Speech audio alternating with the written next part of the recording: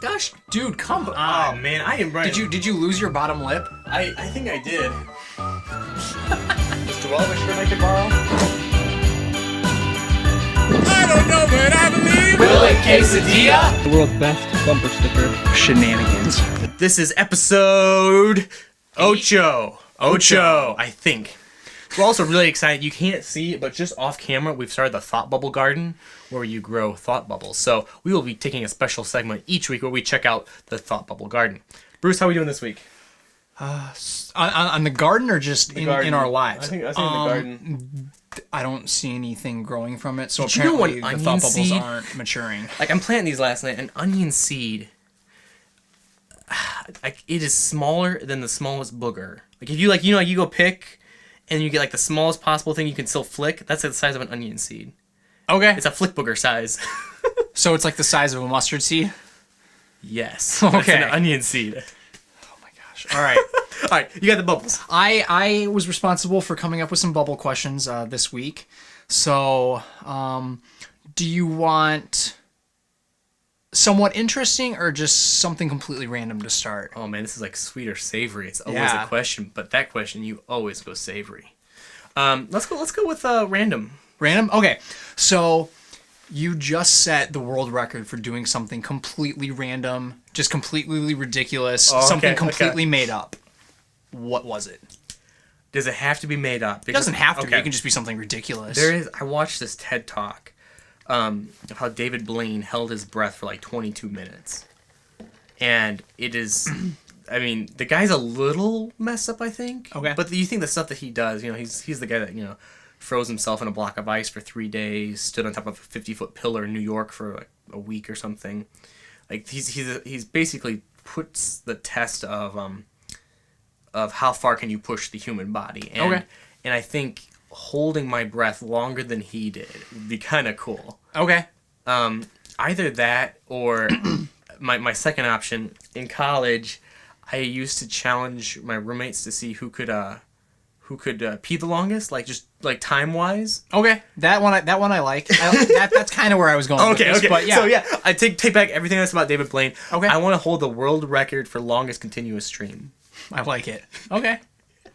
What about you? Number of Tic Tacs held in my mouth. But see, Tic Tacs are constantly dissolving. How do you know if it's an official count? All right. Okay. Number of. What's something that wouldn't dissolve, but just something completely weird and random. See, I had this kind of Number of mothballs, because that's probably a little dangerous, and Yeah. I don't think anyone would want to do that. So mothballs. I had this going back to kind of related. We're at the pet store buying some fish the other night. And you have the really expensive fish. Like there's one in this massive aquarium. Yeah. And then you get down to the 19-cent goldfish, where they're like I don't know what they're like. They're like rats in New York or. It's just like there's a zillion of them, and I wonder what would happen if I went to the store associate and said, I want every goldfish in that tank. Because you have to count them to charge me. Like, there's probably I don't know, 300, 400, like, would they, I was playing that out in my mind, how that would happen if I went out and asked for every single goldfish. I digress. Okay. We can talk about the names for them on another occasion. For my goldfish? Yeah. Oh, cool. Okay. Like, if you had 100 goldfish, you have to name out all 100 of them and how you would. Oh. Yeah. So, Okay. goldfish names. That would be a good one. Okay. We're just going to fast forward through that, I think. No, right. man, 15 minutes is so 2 weeks ago. Yeah. If you love us, you will listen to us talk. If you don't love us, then don't listen to us. Yeah. Go watch Rhett and Link. Or Casey Neistat. Yeah. Or actually watch TED Talks. I try to watch a TED Talk over lunch every day. Do you really? Yeah. Man, you're so much better than I do. I just sit there and I'm like. I watched this one, how we're going to colonize Mars someday. They got this thing called a Moxie that will take, what will it take? It'll take carbon dioxide and make air out of it. Because the cool. atmosphere of Mars is 80% carbon dioxide. Huh. So it's basically like plants. Yeah, so other thought I was thinking, they said it's like 80% carbon dioxide, and there's a ton of water because it's all frozen. So what they're going to do is if you take this giant reflector and melt the ice caps of Mars, it would release, which those mostly frozen. What's dry ice? Frozen Carbon dioxide. Carbon dioxide. So it would melt carbon dioxide, releasing that, creating more of an atmosphere, thus warming the planet, melting the water in it. So I'm thinking, like, granted, humans are still going to need oxygen masks, but if you have a carbon dioxide rich environment with water and less atmosphere, so more sunlight, could plants just grow at a rapid rate? And you plant corn tonight and then tomorrow night you're harvesting? I don't have an answer to See, that. this is why you gotta watch TED Talks over lunch. Okay, little plug for TED. Huh. Next bubble. I have taken that one at 18. Yeah, we went everywhere with that bubble. I'm a bad bubbler. Yeah, that's all right. So, this one's gonna be a little bit closer, near and dear to our hearts. You just set your first route at upper limits. What do you name it? Ooh. Because you know how they get to name the routes. Yeah. What? All right, I'm gonna ask a couple clarifying questions. Okay. What color are the holds? Whatever color you want. You decide for me. You just give me the bucket. The bucket is yellow. Perfect. I was thinking that same thing. Let's see how many things I can think of. I'm gonna try to telepathically communicate. How hard is the route? 5'9" plus. Boom! Wait, seriously? Yeah. I was like, okay. All right. So we're Because that's what he climbs. Like, yeah. Yellow 5'9" pluses. That's my happy place. Yellow 5'9" plus climbed in upper limits. Which silo is it in? 1, 2, 3. The little one or the center one? it's in the second silo, so not the one with the auto blaze, but the next one after that. Ooh, I was thinking the third one, but the second one's good too. Okay, yellow one. Actually, there's an article in Climate Magazine that I was reading this last week about the top 10 or most common name for routes. So maybe stay away from those. Yeah. Golly, what would I do? I got a direction. Okay. I got to keep going. Okay, I got it. I would call it Mount Doom without Sam. Okay. So it's like, you know how like Sam carries Frodo up Mount Doom, but this is Mount Doom without Sam. Okay. So it's just Frodo. Or just Frodo. Yeah, Mount Doom without Sam, or you're Frodo by yourself. I don't know. Okay, I like it. Yeah, I mean, I like Star Wars. I feel like the nerds, like you know, you have the really funny routes, and you have those ones that you just look at and you just go, oh. It just... See, I think like, you know, having a 5'6" named like Everest 2.0 would be good. or like a 5'12", like, you know, don't even Candyland. try. Don't even try. Yeah. Well, that would be funny if you named routes like they just like it's like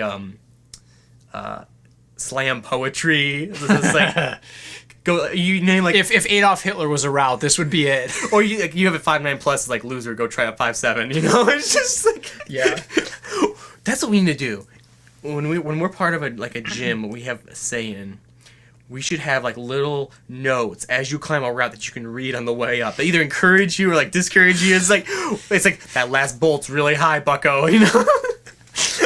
Or like, you know, Jimmy Chin fell at this point, you know. That's a great idea. I like that a lot. First broken bone in the gym was right. Yeah. Okay. We're gonna table that idea. What about you? What would you name? I mean, I think a 5'6" Everest 2.0. Everest 2.0. Yeah, I think that'd be funny. Yeah, I mean, you have your go-tos, you know, the 5'7" that you Don Wall. Did you know it goes up to V16 as the hardest boulder, and there's now a 515C? Yeah. I was like, man, like how do you climb that? I was watching the guy that climbed Don Wall on YouTube the other day. Really interesting, because like you see the way he's holding on to, and it's like, hang on, it's like balancing on that, like knife blade, like and he's your talking fingers like, are on that. I put my left hand out and I lock in. You lock in on what? Like, do you have suction cups on your fingers? Like, it's like, all right, Spider-Man, you know. Yeah, these guys are insane. Yeah, we are just all over the place today. I love it. No, I mean this is good. It was focused. I mean, I wasn't anticipating us spending this much time on these first three questions, but that's all right. I was just hoping we would just rattle them off. All right. But okay, it's a thought bubble. We got to put some thought into it. Yeah. All right. On the spot. If we were really smart, we would prepare beforehand, but we just. I mean, I wrote these in my car while I was waiting a half hour for you, so it kind of works out well. All right, so I think by now we know what you do for a living. You're like a graphic designer slash like videographer slash photographer slash jack of all trades, master of all. Well, if you had to have a job in a completely different field, like you don't get to, use cameras or video equipment or we'll even say computers. Okay. And you're going to go do, like, you're starting fresh. Like, you're going into a completely different field. Same age now? Yeah. Okay. What are you doing? It's actually interesting. I had this conversation with someone just last week. Two things. Am I looking for career, or am I thinking the next 9 months? I mean, what would you want to do, I guess is a better way to phrase it. Okay. Like, what's your plan B or whatever? Okay. I don't really have a super well thought out plan B, because like what I do has been so integrated into who I am. At some points to a fault, but I would love to learn a trade. And the thing is, realistically, you have to go back to school and study that. But I would love to specifically know how to fix cars. Okay. Because I feel like I just feel helpless. If the car breaks down, I take it to my mechanic named Doug, and Doug is awesome, and he just is like, "What's wrong with it?" Like, and I'm like, "Well, it makes a noise. Like, what type of noise does it make?" It's like a clunk, clunk, clunk. Yeah, or like a and Doug's like, "Oh, that's probably the hydraulic line leading to the hyperdrive." And it's like, that's exactly what I thought. Like, I'm so glad we had this conversation. And something I know that's important to me especially is developing kind of a mastery of something. And I like knowing how to do things. Like one of the I took a gun class for a few weeks ago, just because not that I wanted to become like this avid shooter, but because I want to know, how do I safely handle a gun? How do I take it apart, clean it. Yeah. And not shoot yourself in the foot. And I left that day just feeling, in a way, fathered, but also just like I have developed a knowledge of this. And I think, going back to your question, I would love to do something where I could have the chance to just be mentored, and like, I'll work for cheap, just teach me. Yeah. The other option, pay me in Taco Bell. And yeah. I would also love to take a crack at something more sales driven. Like, I think, if it is a product I believed in, I would love to know how to become a better salesperson for that, because ultimately freelancing, you're selling yourself. Yeah. And I think, if it was Canon cameras, SanDisk memory cards, Apple computers. You don't get computers or anything like that. So Canon, I can't sell that. Yeah. I'll sell. I can sell cars. I like. Okay. I like. I'm gonna do a little shameless plug for. We have a Honda and Toyota. Love them both. I think I could. Yeah, the Camry. Whew. Yeah, we are basically. I just said that, and my car is gonna break down tomorrow. Timestamp. Then we can go out and fix it and develop. Because of you. Yeah. This is perfect. I'm gonna call Doug up. I've actually thought about that before. Like, Doug, you're gonna replace the shocks in my car. Can I watch you do it? Can I just I will hold the toolbox. I will. I'm your dad. I'm a kid with the flashlight. Yeah. But seriously, just yeah. So okay, enough about me. What about you? Actually, I feel like let's. Can I turn this question around a little bit? Sure. I feel like what I do is very easy to recognize. What do you feel like that area for you is? Is it the sciences, the detail oriented, and can you then, if you weren't doing that, what would you do? Like why I enjoy my job? Is that the question? Or just kind of like what you feel. Oh man, the genre of work you enjoy. Like for me, it's photography and media and video. I think it's kind of just learning in general. I mean, we've had the conversation before that, like if I feel like I'm not progressing in like one of X number of areas, like I don't feel like I did anything. And I went from one extreme where it was like, I'm not learning anything new. I'm like not really like applying myself a whole lot, to like the completely other opposite end of the spectrum where it's just like this big. Yeah. And it's just like, I don't know what to do with all this. Like I'm reading codes and things like this, and that's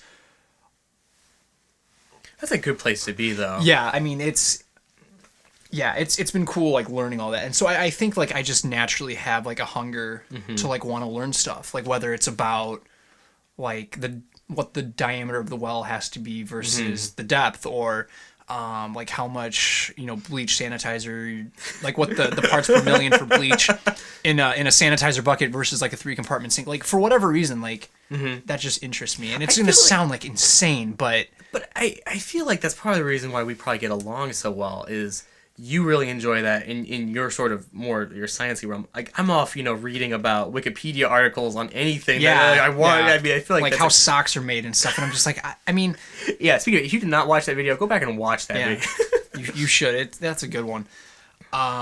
So yeah, probably just like the sciencey, nerdy, like information sponge that is my brain. We'll go with that. But if I had to pick something else, I mean, like I love music. So whether it's like, I could see you being a really good piano tuner. Maybe just because your outfit right now strikes me as like piano tuner. okay, Get you a little fork and go ding. Although you probably have an iPhone now, right? I don't know if there's any professional have piano tuners out iPhones there. made piano tuning more boring because you set your dun dun dun dun. Yeah. Dun, Yeah. dun, dun, It's possible. dun, dun. I mean, But like, I don't know. Like I love the idea of ministry as a whole. So like, in the idea of doing like student ministry or worship or missions or something like that. I think that's probably not necessarily like my fallback, because I'd still love to do something like that vocationally someday, if that's what God has for me. But if not, like even just for funsies. well, you're kind of already doing that, though. Yeah. Yeah. So that's the cool thing, and I think there's a massive lesson there that I don't feel like it's hammered enough. Is that we've used this phrase that's impacted us both a lot. Don't ask yourself what the world needs. Ask yourself what makes you come alive, and go out there and do that, because what the world needs is men who have come alive. Yeah. And I see the examples of people who are like, I really want to do this or this or this, but I can't find a job in that. Well, okay, for a second, like, don't think about the job. Don't think about the how, just think about the what. Like, and the maybe how is God's department. Yeah, maybe you're not getting paid to do that right now, but you could put part time in. So, all right, good question. All right, so this is the question I think I'm the most excited for, because like I was thinking about this kind of like the week leading up to Easter, and then somebody said something on Sunday that just made me think even more about it. All right, so I'm like, excited where this is going. Get the bubbles. Yeah. So okay. So I want to know about a biblical truth that you don't either completely understand, comprehend, or that you just take for granted. All right, so I'm going to repeat the question using my own you words, can read because it, that's what they say in counseling you're supposed to do. Am I counseling you? No, right but now? you're like premarital counseling. They say, if you want to practice good communication, repeat exactly what they just well, said. no, but like tell them back what's been communicated to you. Okay. Okay, so you're saying, what is a biblical truth that I don't understand? Or like that you can't wrap your head around, or that you just like completely take for granted. Okay. So I left it a little open-ended, because like this is going to be one that there might be some fast forwarding, even though we're not doing the 15-minute rule. We'll make this its own dedicated video. Yeah. Okay. So a biblical truth that I can't wrap my head around. So it's, and I can start if you want. And I don't know. Yeah. Okay. Take it away. I'll follow. So, this was the week leading up to Easter that I kind of first had this idea, and this is kind of where it's coming from. There's so much. There's like countless verses and passages that basically compare Christ as the Lamb. Mm-hmm. So like the perfect sacrifice, like the atonement for sins once and for all. Because like in the Old Testament there was like the doves and the rams and whatever other. That was almost really bad. Whoa, my shoes almost got baptized. The rest of me is already a little damp, so what? Yeah, why not the shoes? Oh man, now I have no idea what I'm talking about, because I'm almost feeling things. See, it happened to me last week. Oh my gosh. It happens to the best of bubblers. Yeah. He was the best of bubblers. He was the worst of bubblers.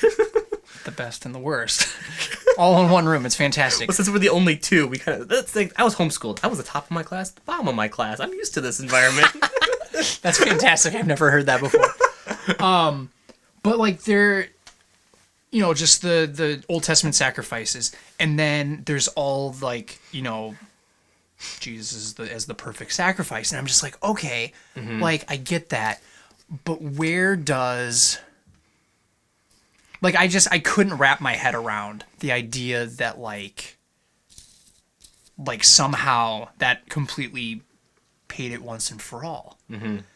And I mean it's not like it's not necessarily like I don't believe this because I believe it to be true. I just couldn't wrap my head around, and I guess to an extent I still can't, but I just can't wrap my head around. I mean, like, because that makes it big, I think, and I think that's important. Oh, for sure. But just like how, like this sacrifice, like paid that debt once and for all. Like I don't know. It's just.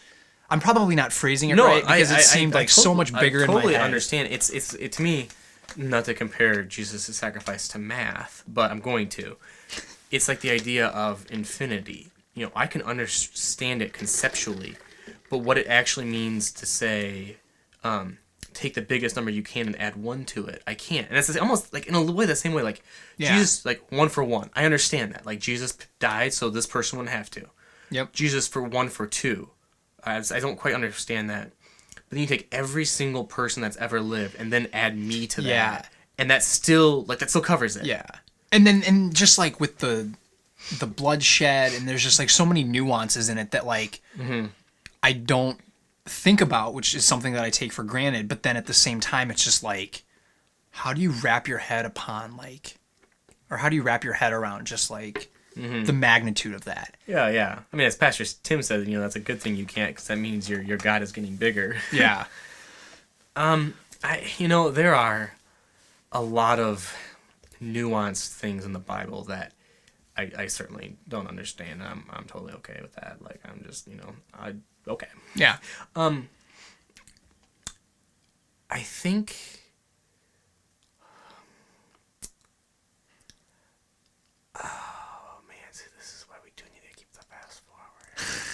But we're not. That's not us anymore. You guys get every single second of us thinking. I'll just stare into the camera.